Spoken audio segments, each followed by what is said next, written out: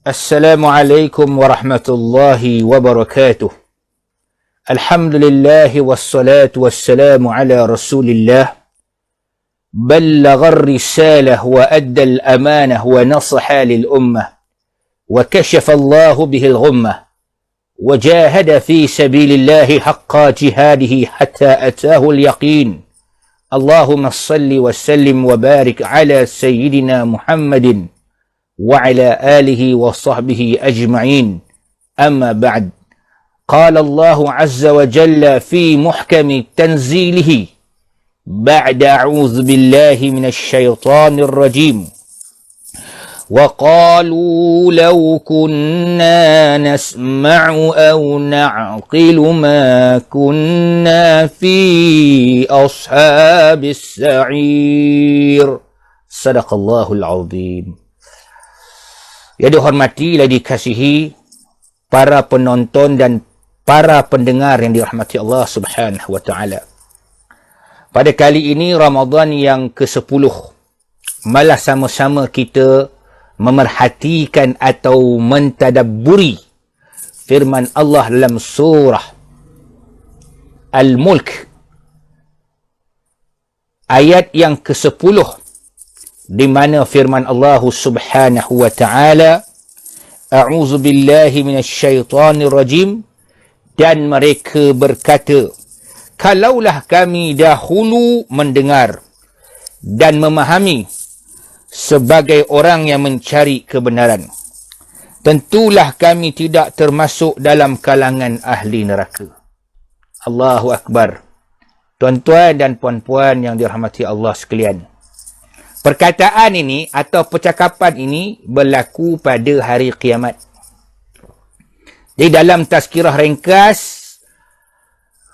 di antara waktu kita berehat dalam solat tarawih ini, marilah sama-sama kita lihat perkataan orang-orang kafir dan orang-orang yang melakukan dosa ketika dalam api neraka. Sebab itu bila Allah Subhanahu wa taala mengutuskan para nabi dan rasul kepada mereka, sepatutnya mereka mengatakan bala, oh ya, qad ja'ana nadhirun fakadzabna.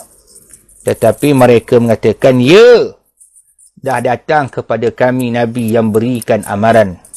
Kalau kami buat dosa, tak ikut perintah Allah, tak beriman dengan Allah, tak beriman dan mengikut Nabi yang diutuskan, maka kami akan masuk dalam api neraka.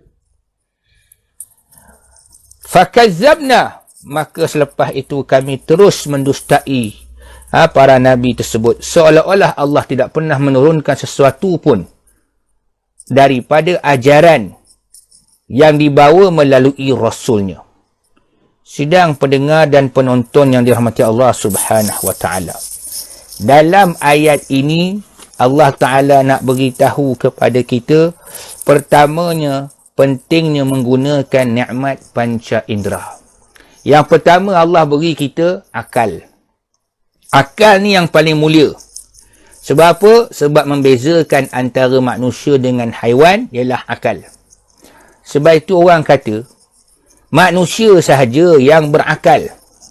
Haiwan orang panggil ada otak, tapi tak ada akal.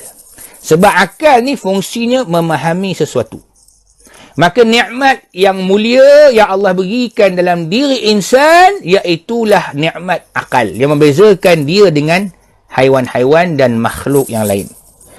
Dan dalam ayat ini Allah sebut juga nikmat panca indera, iaitu telinga, iaitu pendengaran. Maka gunakanlah ianya sebagai membalas atau mensyukuri nikmat yang Allah berikan kepada kita dengan mengerjakan amal salih. Tetapi timbul persoalan, macam mana nak gunakan panca indera ni untuk beramal salih? Sebab itu kita ada telinga, dengar benda yang baik-baik. Dengar orang baca Quran. Lepas tu kita dengar pengajian tafsir Al-Quran, dengar pengajian-pengajian agama, tazkirah ringkas, tazkirah, ceramah dan seumpamanya. Bila kita mendengar, kemudian kita mula berfikir. Antara proses berfikir ini ialah termasuk kita memikirkan apakah tindakan kita setelah kita mendengar seluruh isi pengajian agama yang disampaikan. Sebab tu bila kita kata mendengar, maknanya dia boleh melibatkan kepada orang yang celik dengan orang yang buta. Orang celik dengan orang buta, dia ada telinga. Orang celik dengan orang buta, dia ada akal. Maka dia boleh mendengar. Lalu dia boleh berfikir. And tindakan dia muhasabah diri dia. Mana-mana selama hari ni yang dia buat tak betul tu, dia kena betulkan balik.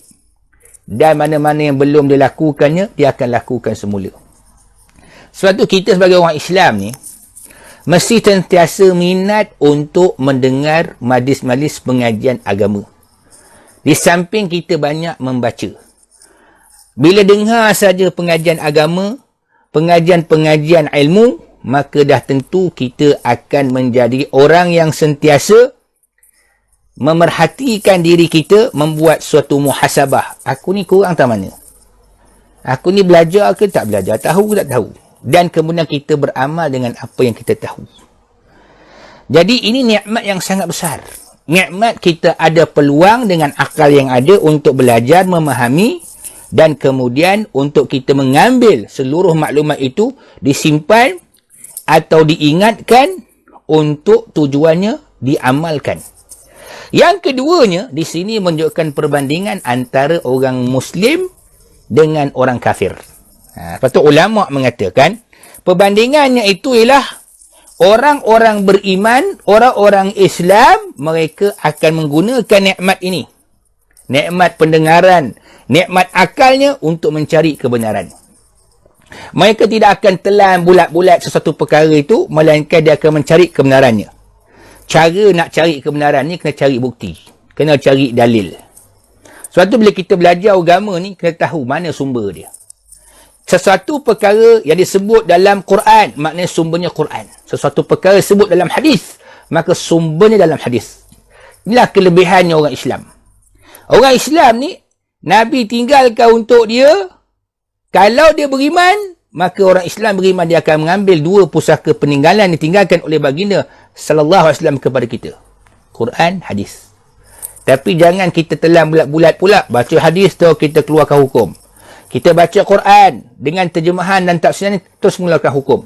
Maka pentingnya ada ijma' ulama' dan ulama' juga bertindak sebagai ulama' yang mengeluarkan ijtihad ataupun qiyas. Mungkin perkara ini agak complicated. Cuma saya sebut secara dasarnya sahaja. Maka barulah orang-orang Islam itu akan dapat membezakan mana benar, mana yang salah, mana yang hak, mana yang batil. Tetapi tidak ada pada diri orang yang kafir. Mereka akan menentang Islam, menentang agama secara membuta tuli. Kalau dikatakan Islam itu salah, maka ditanya balik, di manakah salahnya? Mereka hanya boleh mengatakan yang salah, tapi tak dapat membuktikan apa yang dikatakan salah.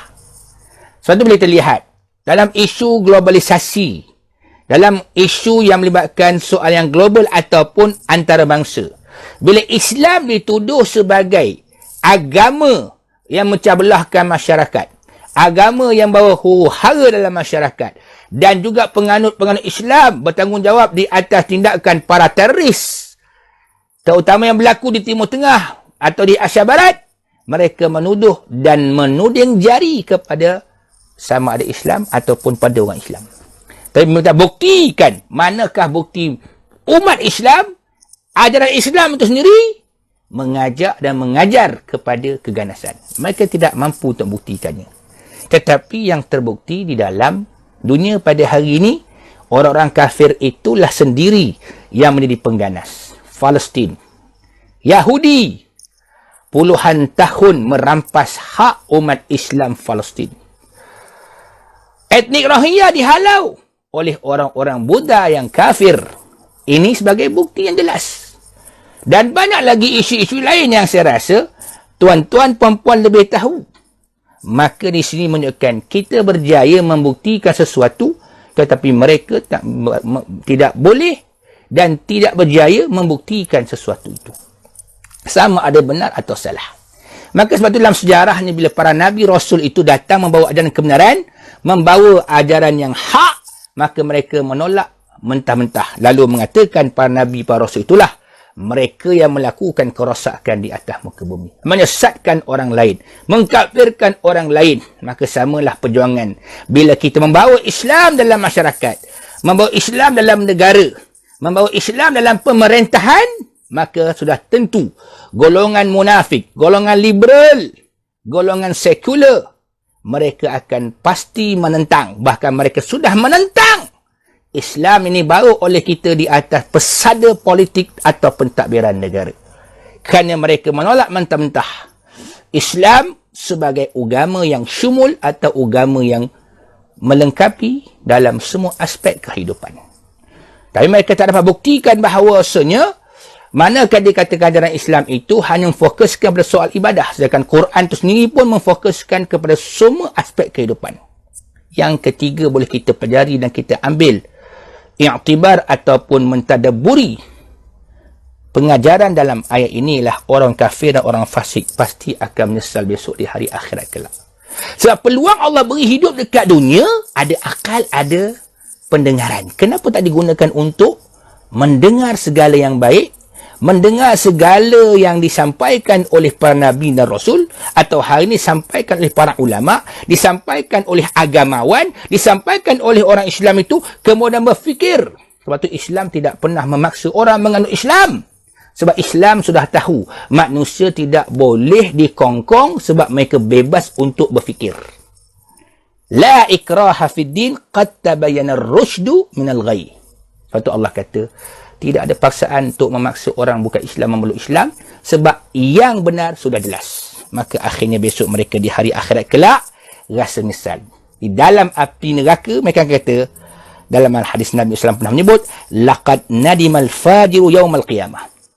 Sesungguhnya orang-orang yang berdosa itu akan menyesal pada hari kiamat. Qalu law kunna nasma'u aw na'qilu ma kunna fi ashabis sa'ir. Kata mereka, kalau kami dulu mendengar dan berfikir terhadap kebenaran yang telah sampai kepada kami, kami tak menolaknya, tentulah kami tidak akan menjadi penghuni api neraka Jahannam.